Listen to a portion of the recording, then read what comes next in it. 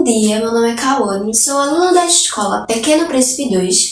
O nome do meu professor é Wellington Galindo e eu sou do 7º ano. E hoje irei falar sobre circunferência. Nosso tema de hoje é circunferência.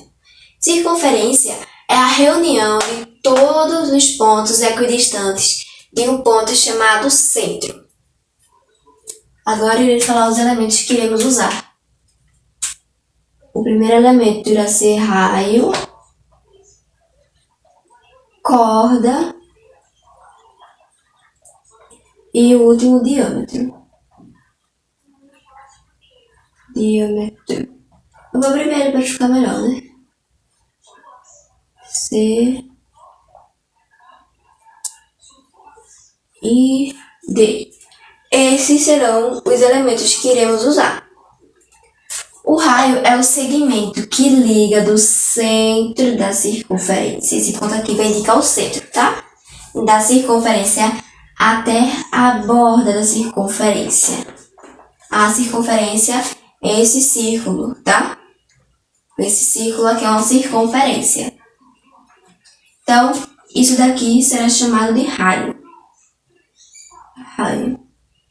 Agora, outro elemento é quando você liga dois pontos da circunferência. No caso, tá reto, mas tudo bem. Isso aqui será chamado de corda. Acho que não vai dar pra botar aqui. Vou botar C. Indicando a corda, tá? Isso aqui é uma corda, mas acho que não dá pra botar o nome aqui.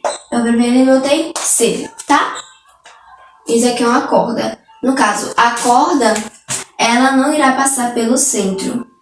Por isso que ela é chamada de corda, que ela liga um ponto da circunferência até outro ponto da circunferência.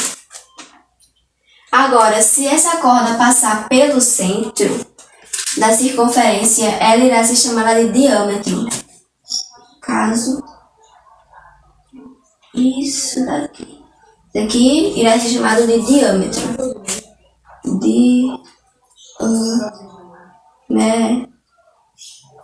Diâmetro. Acho que não dá pra enxergar muito, porque o piloto tá meio ruim. Nós podemos dizer que o diâmetro é o raio duas vezes, pois o raio, ele é assim, né? Se a gente pegar ele, deitar ele e fazer ele uma vez, vai ficar metade do diâmetro. Então, a gente tem que fazer duas vezes. Então, nós podemos dizer que o diâmetro é um raio duas vezes.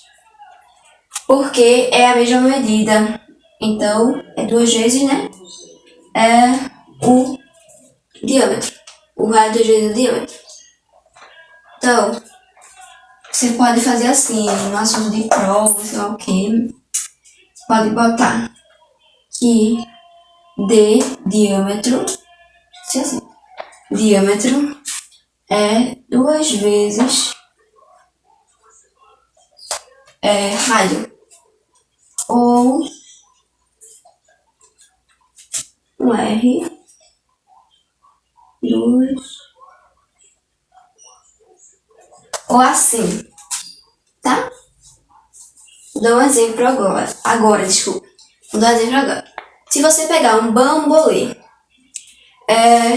medir o comprimento e dividir pelo diâmetro, vai dar aproximadamente 3,14. 3,14. Esse 3,14 foi dado o nome de π.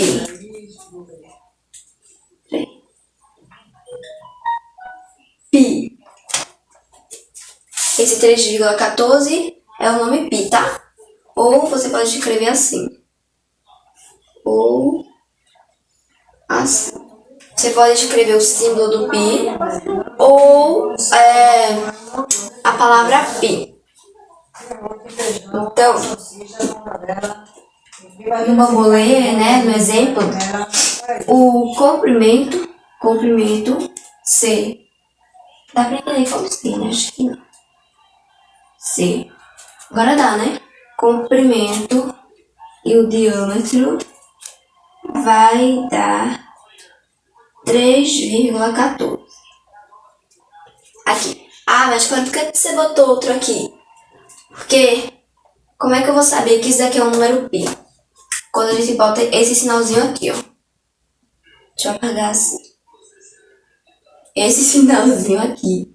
Pera aí. Tá melhor. Esse sinalzinho aqui. E vai indicar que isso daqui é um número pi. Porque sem o sinal a gente não sabe, né? A gente não sabe. Como assim o comprimento do bambolê, o diâmetro, vai dar 3,14? Aí, pra ficar mais fácil, a gente bota o coisa pi. O coisa do pi, né? Ou você pode fazer a mesma coisa. A mesma coisa. Em vez de botar aquela coisinha ali do pi, você vai botar o pi. O que muda é o número e o coisinha aqui, né? Que eu esqueci o nome, o acento, né? Não sei se é acento. Aí tudo bem. Não tem problema se você fizer assim. Deixa eu botar assim pra ficar melhor.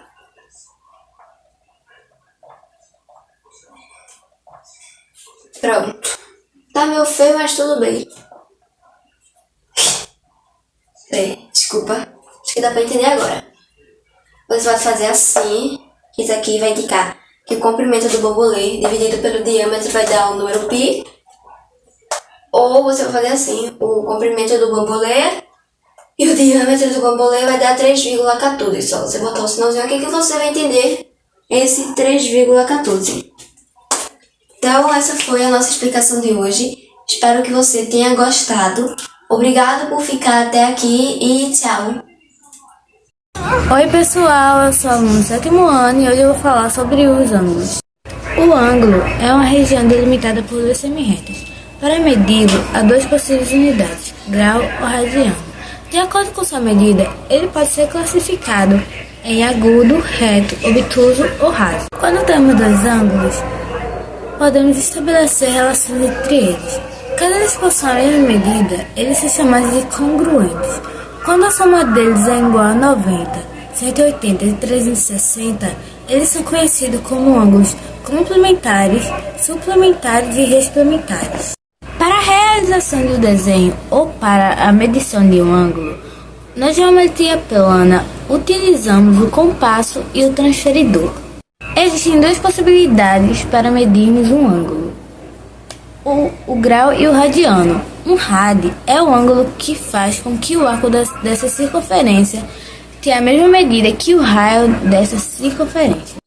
É bastante comum a necessidade de converter o grau para o radiano. Para isso, utilizamos a regra de 3, sabendo que 180 graus corresponde a um número π.